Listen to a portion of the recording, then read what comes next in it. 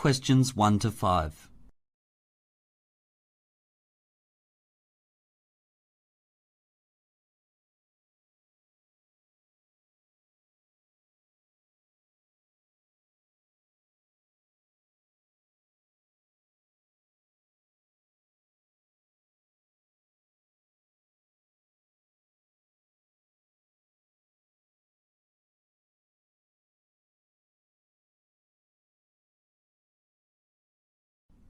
Now we begin. You should answer the questions as you listen, as the recording is not played twice. Listen carefully to the conversation and answer questions 1 to 5. Hello? Oh, hello. Can I speak to Magda, please? Yes, this is Magda here. Hi, Magda. My name's Mohammed. I'm phoning about the car advertised on the college notice board. Is it still available? Yes, it is. A few people have come to see it, but they all want newer, faster cars. That was my first question, actually. How old is the car? It's 9 years old, but it doesn't look it. That's good. And how many miles has it done? Well, the mileometer says 40,000. That seems quite low for a car at that age. I think maybe the mileometer is broken. No, I think it's because the previous owner was an old lady and she didn't use it that much. Right, great. Can I ask why you're selling the car? Yes, sure. I've just got a job in London. I can take the tube, so I don't need a car. That's great. Congratulations. Could I just check the price? The advert says £600, which seems quite a lot for an old car. Not really, when you think it hasn't done many miles. I can take £100 off the final price, but that's it, I'm afraid. Okay, that seems fair. Could I come and see the car this evening? Well, tonight's not great, but I could manage tomorrow. Fine. Shall we say around 11 a.m.? Okay. Shall I drive the car to you? That's really kind, thanks. I live on campus. We could meet in the cafe. I'll buy you a coffee to say thanks. Sure. I'll be there around 11:30. Great. See you there. You have some time to look at questions 6 to 10.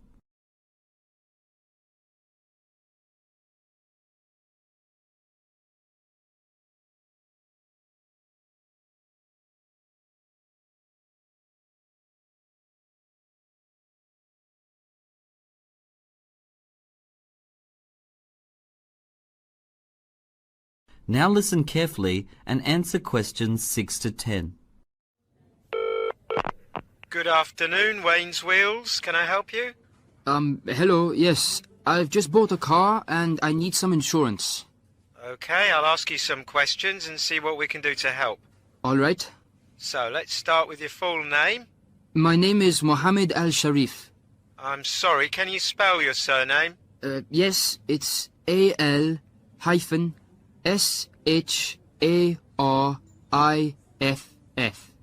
Thanks. And when were you born, Mohammed? I was born on the 21st of October, 1994. So you're 19. Great. And what sort of car have you bought? It's a Peugeot 205 diesel. Have you got the registration number? Yes, it's YL34GGB. Okay. Can I have your address? Yes, it's 78 Acacia Avenue, Stourbridge, Wolverhampton, BM56YLM. Is that ACACIA? That's right. Well, the good news is that the computer is saying that Stourbridge is a safe area, so this will keep the price of your insurance down. Oh, that's good. Do you know how much it'll be? Well, the system is quoting me a price of £100. Per year? No, per month, I'm afraid, and you'll need to pay an extra £50 in the first month, which is the administration charge. Okay. So that's £1,250 in total for the year. That's right. Now, how would you like to pay? You will now have half a minute to check your answers.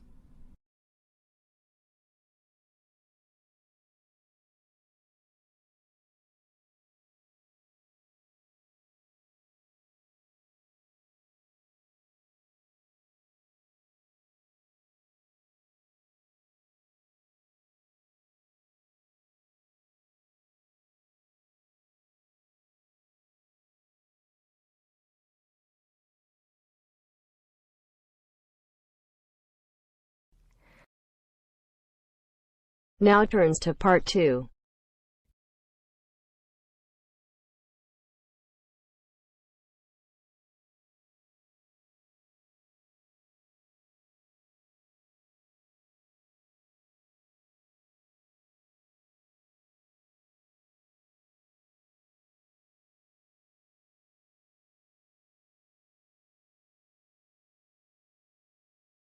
Now listen carefully to the guide talk and answer questions 11 to 16.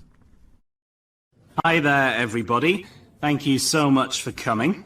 In the room here today, we have students from Japan, Afghanistan, Europe, and North America. Some of you have English as your first language, but the majority don't. You all have something in common, though. Everyone here works in the field of law, and you are all here for our new blended learning course, which allows you to get the qualification you need without leaving your country or your job. So, this 2-day conference is one of only 2 chances that you will get to meet your tutors and your classmates face to face in your first year of study. The next time we meet, it'll be for a lot longer, our 3-month summer intensive course, which ends with your end-of-year exams. You'll be doing all of your online learning in our Virtual Learning Platform, or VLP for short. This is a set of online tools which help you to study and allow your work to be assessed. So, how will you use the VLP? Well, first of all, when you return to your country, you need to log on to the VLP and then download your first assignment and the reading list. Then you will need to find the books on the reading list. Some of the books will be available to download from the VLP, but you may have to buy some on the internet. While you are studying for your first assignment, if you have any questions, please feel free to write your tutor an email. If you'd prefer, you can arrange to have a phone conversation with your tutor instead. If you've asked your tutor for help and you don't want to contact them again, you can try the student forum. There will be lots of other students who will be happy to help. After you've submitted your first assignment, you can expect to wait about a week before your tutor uploads your grade onto the VLP.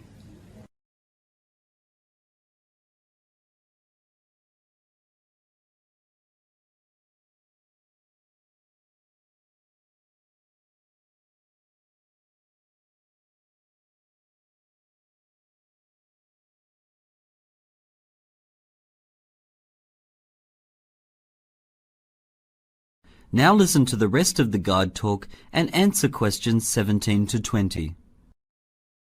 Assignments are a fairly small part of the course, however.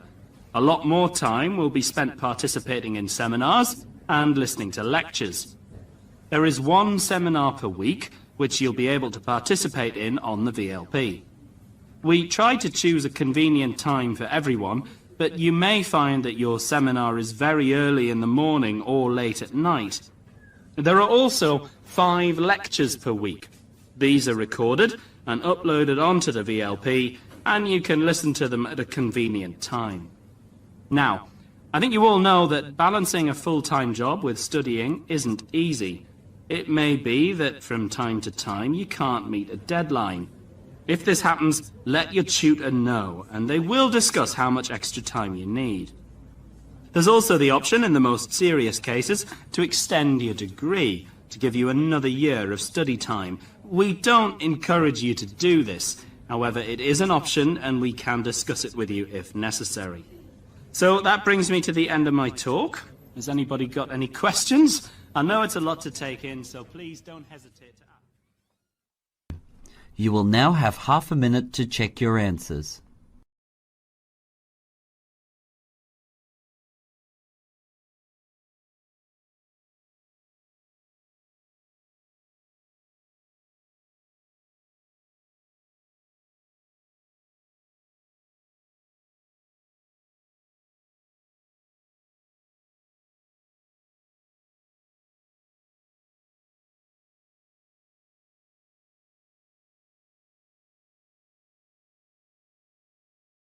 Now turns to Part 3.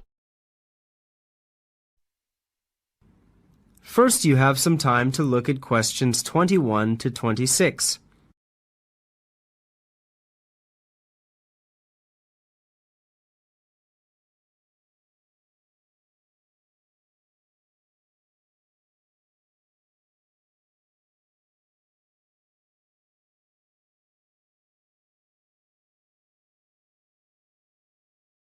Now listen carefully and answer questions 21 to 26.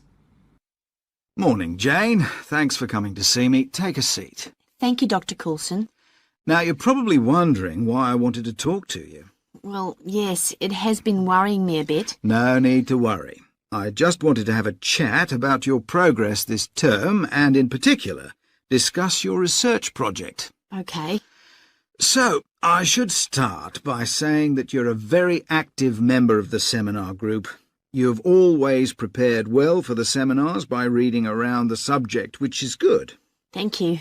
I find the seminars very interesting. I try to listen to the group's ideas as well. Yes, you are very good at listening, but I feel that you accept the ideas suggested in the group a little too easily. I'm sorry, I'm not sure what you mean. Well, do you remember the lecture on critical thinking I gave? Yes, I think so. It was all about asking questions. Well, that's partly right, but it's the type of questions you ask that is important. For example, if one of the people in your group expresses an idea, you need to ask yourself what evidence there is to support this idea. OK, I'll try to do that. You mentioned my research project as well? Yes, it's actually connected to the idea of critical thinking. I'm a little concerned that the essay makes some statements which I'm not sure your research completely proves. For example, you make the claim that people who have difficulty with their speech probably had an accident when they were young. Yes, that's because my case study had a very bad car accident as a child, and since then he has not been able to speak properly. OK, that's interesting. But I think you need a greater quantity of data to support your findings. You now have some time to look at questions 27 to 30.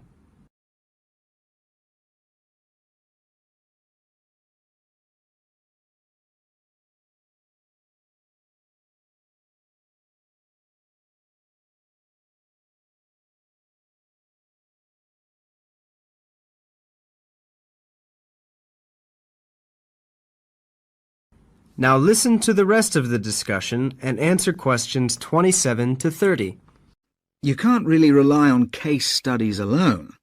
They're a great source of in-depth information about individuals, but they don't really provide us with the quantity of information needed to make general claims. Have you checked whether there are any research papers which talk about the connection between accidents and speech? Not yet, no, but I will. Yes, do. They might analyse what happens in the brain after an accident and why this might affect speech. Remember to check the date the article was written, though. Research tends to go out of date quickly. Have you also interviewed experts who argue against the connection between speech problems and accidents? No, I thought that would weaken my argument. Well, it may well do, but it doesn't really matter what you believe in the end. You just need to think about the evidence on both sides and make a reasoned judgment. OK, I think I see what you mean. I was also thinking about getting a higher quantity of information through sending this questionnaire out to medical institutions. Would you mind having a look at it for me? Yes, sure. Let's see. Well, on the whole, it's fine, I think. But you need to be very careful about asking leading questions. What I mean by that is some of your questions may actually suggest what answer you are looking for. Oh, that's helpful. Thank you. I'll change those questions. Good. So, when do you think you'll have a first draft for me to look? You will now have half a minute to check your answers.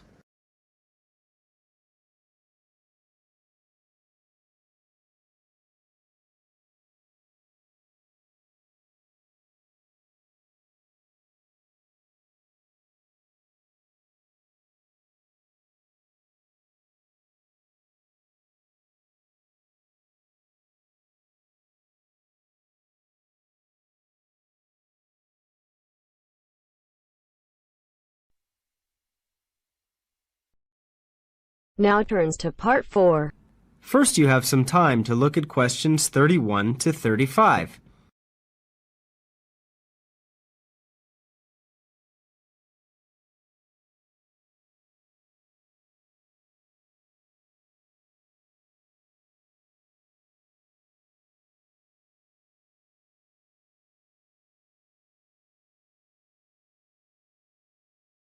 Now listen carefully and answer questions 31 to 35.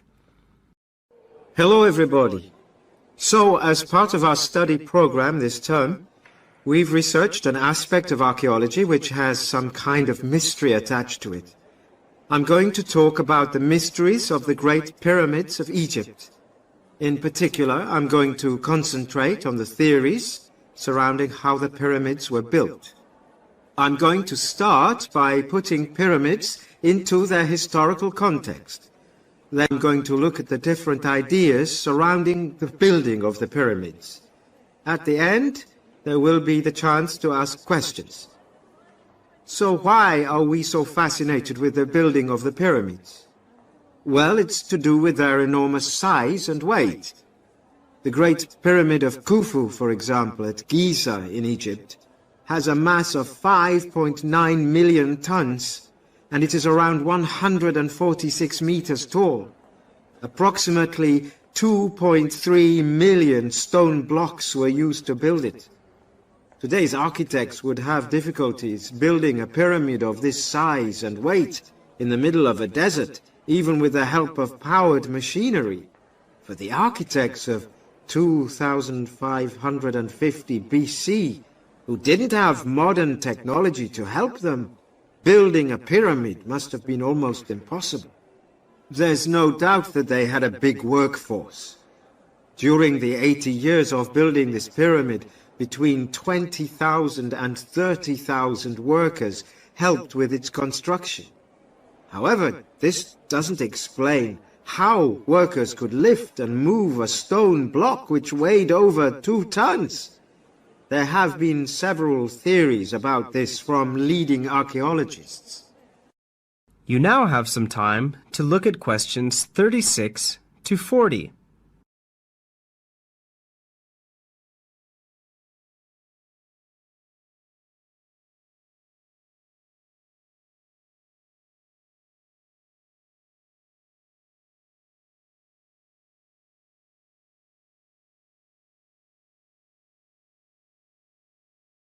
Now listen to the rest of the lecture and answer questions 36 to 40.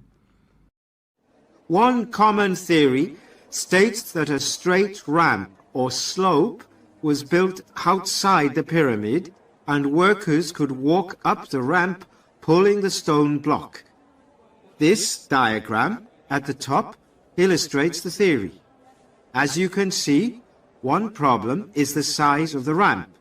In order to get it to reach right to the top of the pyramid, the ramp would have to be around 1 kilometer long. There wasn't the space for this sort of ramp. Pyramids were built on a high platform with other buildings around them, as shown in the diagram. This second diagram shows another theory which has been suggested by French architect Jean-Pierre Houdin. Houdin believes that a shorter 60-meter-long ramp was used on the outside of the pyramid. Workers would pull the stone blocks up the ramp in order to build the base of the pyramid. As the bottom of the pyramid was being built using the external ramp, a second ramp was being built inside the pyramid. The internal ramp begins at the bottom, is about 6 feet wide, and is much less steep than a large external straight ramp would be. So, I've outlined 2 of the main theories associated with the building of the pyramids. I personally think that Houdin's theory is the most believable. However, I'd like to know your opinions. Would anyone like to say what they think or ask a question? You will now have half a minute to check your answers.